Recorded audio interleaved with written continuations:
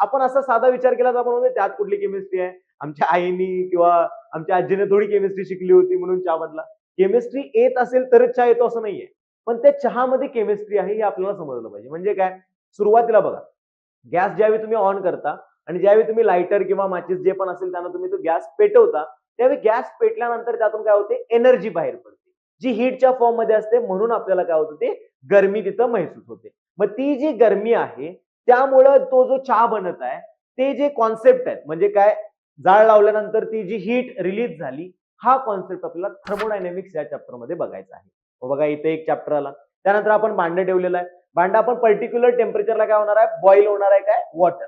Water boil झाला म्हणजे त्याचा तो बॉइलिंग पॉईंट आला. हे आपण स्टेट्स ऑफ मॅटर मध्ये बघणार आहे. त्यानंतर त्यामध्ये आपण खूप साऱ्या गोष्टी टाकल्या आणि मिक्स केल्या. मिक्स केल्या म्हणजे एक सोल्युशन तयार झालं. हे आपल्याला सोल्युशन चॅप्टर मध्ये बघायचं आहे.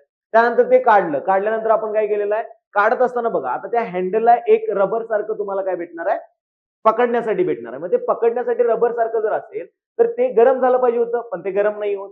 म्हणजेच ते कशाचं बनलेलं आहे, तर ते पॉलिमरचं बनलेलं आहे. याच्या डिटेल्स आपण पॉलिमर या चॅप्टर मध्ये बघणार आहे.